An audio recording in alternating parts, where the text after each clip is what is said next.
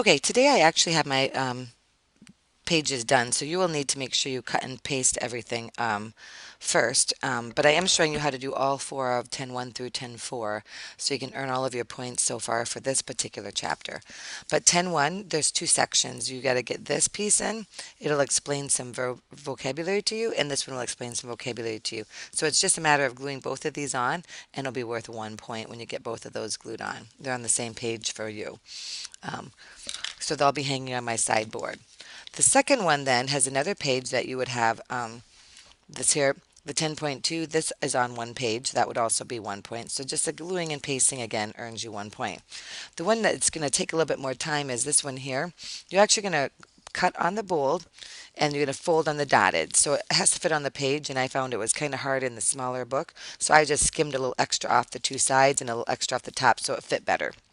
And then you're just going to glue the center down because both sides flip in. So then understanding probability, we have some vocabulary again. So the first two sections are really full of vocabulary. So probability, underneath of there, you want to write a number telling the likelihood of something to happen. That's what probability is. A number telling the likelihood of something to happen. A number telling the likelihood of something to happen. Your outcome then, and so the example of a probability is you have a 50% chance to get heads on a quarter if you flipped it. You get a 50% chance to get a tails on a quarter if you flip it. So that's what probability is the chance that you have to get something. Okay, the likelihood to get it. Outcome is another word. Outcome, the definition is a possible result of an event. So a possible result of an event. So in flipping a coin, you could get heads or tails. Those are two different outcomes, heads or tails. So then you have a probability. It could be certain, it could be likely, it could be unlikely, or it could be impossible. And actually the middle ground in between likely and unlikely is like flipping the coin where it's 50-50, and that's equally likely. But that one's not in here, but it is in your book. So just be aware of that, and it's actually on your homework when you get it. So we'll talk about that too. But certain is will definitely happen. And an example would be 100%. It would happen. There's no chance that it's not going to happen.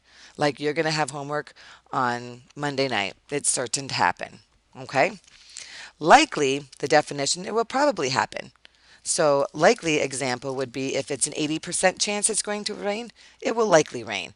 If it's an 80% chance that you will delay the game because of some imminent storm, it's probably likely going to happen. It may not. There's a 20% chance it wouldn't, but 80% is likely.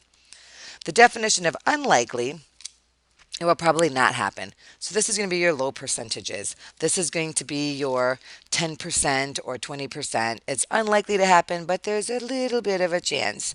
And your 50-50 is equally likely. So that's where it would fall in the middle there. So anything less than 50 is kind of unlikely. Anything more than 50 is kind of likely. So those are my numbers come in.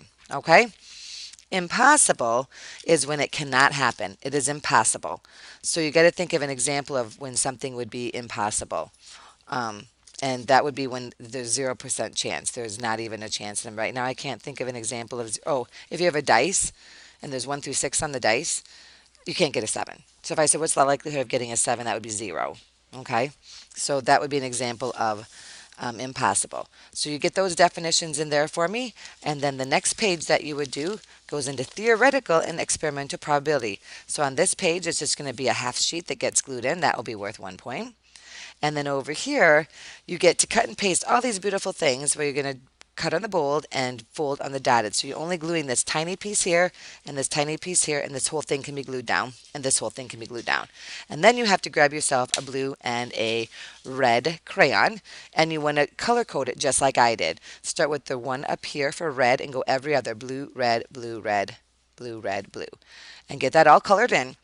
And so then you're going to go back in and fill in some blanks for notes. Calculate theoretical probability by dividing the number of desired outcomes of an event by the number of possible outcomes.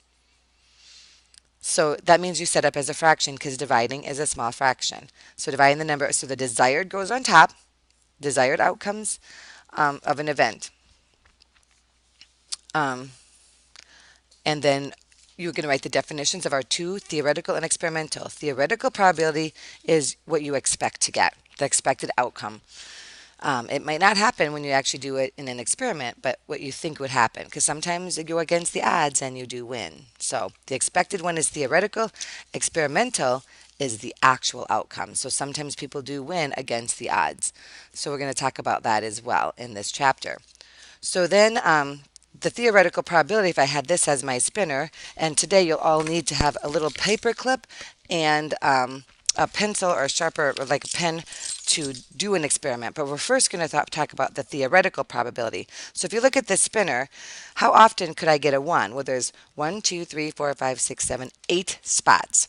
So to get a 1, there's only 1, 2, 3. So the theoretical probability of getting a 1 is 3 out of 8 possible.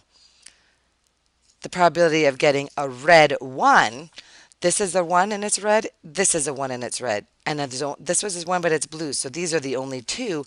So that is 2/8, or you can actually reduce it to 1/4. I can actually put 2/8 so you know how I got my 1/4. Okay, the rest of these, I would like you to see if you can figure out the theoretical probability and then check with my book. My answers are under here, but I don't want to give them all to you without you thinking about that.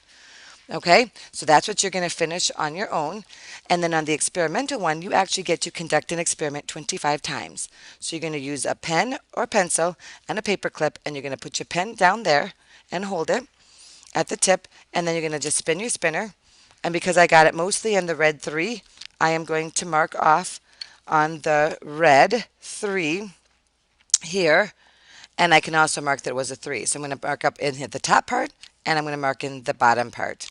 So I'm going to mark that it was a 3, and it was red, and it was a red 3. And then I'm going to do it 25 times. So that was 1 time. I spin it again, and that one's kind of on the line because my paper clip is big. Hopefully you'll have smaller paper clips. I'm going to pass them out for you. So I'm just going to spin again on that one. That's mostly in the blue 2. So I'm going to say a 2. I'm going to say blue, and it's a blue 2. So actually you're conducting 3 experiments at one time. See the bold line in between? So you're conducting 3 experiments. So you should have 25 marks in this section, 25 marks in this section, and 25 marks in this section. And then we want to see eventually if these are close to our theory or not close to our theoretical probability, what we think should happen. But anyway, as you do more and more events or more practices of this, it should get closer to the theory. But not always does it do that, because that's why we have against the odds. So then 10-4 is simply a half sheet that you glue in. So we're just kind of doing all of our pages today to just kind of be ready to then learn instead of cutting and pasting all the time. So you'll have 1 point here, 2, 3, 4, 5, 6 points, and they will all be up across the board on the side, so you can double check that you have them all in or use my book to check. And please do check with the theoretical probabilities if you have the correct ones after you finish it with my book. Good luck.